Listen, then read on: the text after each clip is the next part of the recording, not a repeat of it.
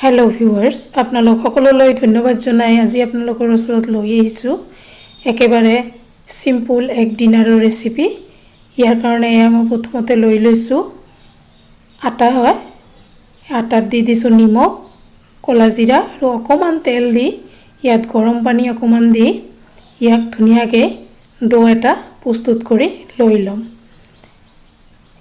এই ডোটো যদিও গৰম মই লাহে লাহে ইয়াক ডো বনাই আছো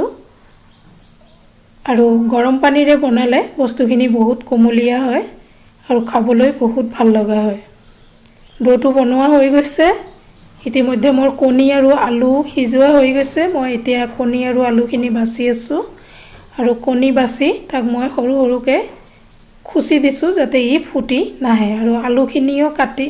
বাছি দুটুকুৰাকৈ কাটি লৈ আছো এইখিনি হৈ গৈছে এয়া মই ভোল লৈ লৈছো তিনিটা ভোলখিনিও ধুনিয়াকৈ সৰু সৰুকৈ মই কাটি লৈ আছো ভোলখিনিও মোৰ কাটা হৈ গৈছে এতিয়া মিক্সিৰ বাটিত মই দি দিছো কেঁচা জ্বলা আদা নহৰু আৰু পিয়াজ এইখিনি দি ধুনিয়াকৈ মই পেষ্ট বনাই লৈ লম ইতিমধ্যে মোৰ কেৰাহী গৰম হৈ গৈছে তাতে তেল দি দিছো আৰু কণীৰ ওপৰত হালধি নিমখ আৰু অকমান শুকান জলকীয়া গুৰি দি ইয়াক ধুনিয়াকৈ হানি লৈ মই তেলত ইয়াক ফ্ৰাই কৰি লৈ লম এয়া মই কণী আলুৰ দম বনোৱাৰ কাৰণে প্ৰস্তুত কৰি আছো আৰু আলুখিনিকো ধুনিয়াকৈ নিমখ হালধিৰে হানি লৈ লৈছো মই ডিমখিনি ভাজা হওঁতে উঠাই লৈ লৈছো সৰু কেৰাহী এটা বহাই দিছো আৰু কণীখিনি হৈ যাওঁতে তাতে মই আলুখিনি ভাজিবলৈ দিছো আৰু ইয়াতে অকমান তেল দি তাতে দি দিছো পাঁচফোৰণ দি আলুখিনি মই ভাজিবলৈ দি দিছো আলুখিনি অলপ সিজা হলে তাতে দি দিছো অকমান নিমখ আৰু হালধি ইতিমধ্যে মোৰ আলুখিনি ভাজা হৈ গৈছে মই আলুখিনি উঠাই লৈ লৈছো আৰু তাতে তেজপাত দি দিছো এয়া পিয়াজ আৰু এইখিনি ধুনিয়াকৈ ৰঙচুৱাকৈ ভাজি লৈ লম এইখিনি ভাজা হৈ আহি আছে এয়া আলুখিনিও হৈ আহি আছে তাতে কেঁচা জলকীয়া পিয়াজ দি এইখিনি লৰাই দিছো আৰু দি দিছো ভোলখিনি এইখিনি দি ভোলৰ জোখত নিমখ হালধি অকমান ধনিয়া গুৰি আৰু অকমান জিৰা গুৰি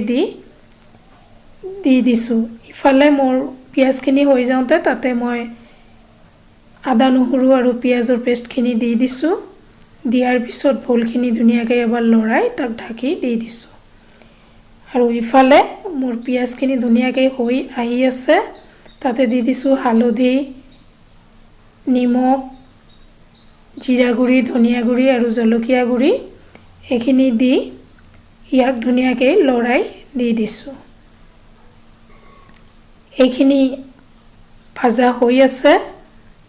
আৰু ইতিমধ্যে মোৰ ভোলখিনিও যথেষ্টখিনি হৈ গৈছে এবাৰ লৰাই দি দিছো দি ইয়াক ঢাকি থৈ দিছো আৰু এইখিনি হৈ যাওঁতে মছলাখিনি দি দিছো অকমান পানী একাপ জোখত পানী দি দিছো এইখিনি ভালদৰে উতলিবলৈ দি দিছো এয়া ধুনিয়াকৈ উতলি তেল উপঙি উঠিছে তাৰ ওপৰত মই ইয়াত কণী আৰু আলুখিনি দি দিছো দি মছলাখিনিৰ সৈতে ভালদৰে লৰাই দি দিছো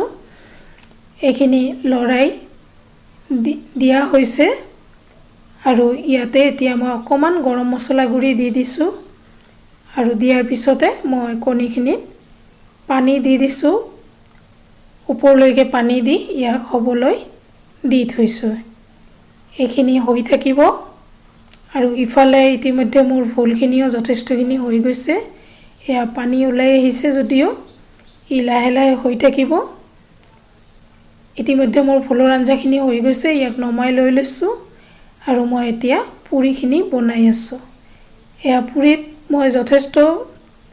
ডোখিনিত তেল দিয়া নাই অকমান তেল দিছো আৰু বেলাৰ কাৰণে এয়া মই অকমান তেল পিৰাত লৈ লৈছো হানি যাতে এয়া মোৰ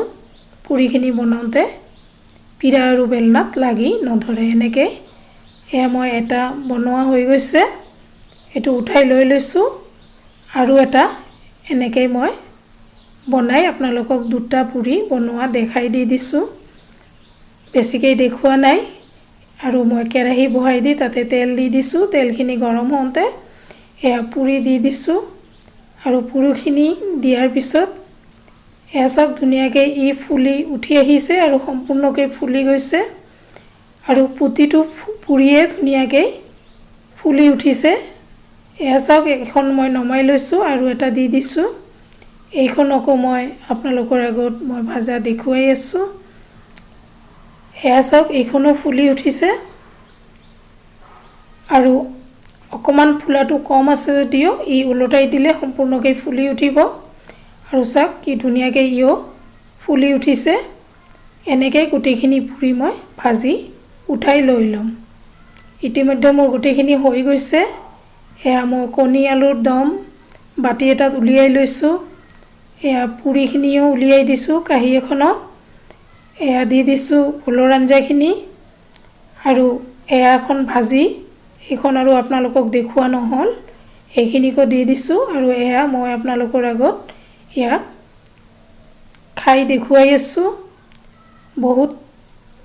টেষ্টি হৈছে আঞ্জাখনো আৰু এনেকৈ আমি ধুনীয়াকৈ ডিনাৰত খাব পাৰোঁ কম তেল মছলাৰে। আপোনালোকে নিশ্চয় এনেকৈ ট্ৰাই কৰিব, আপোনালোকে ভাল পাব। আপোনালোক সকলোলৈ ধন্যবাদ।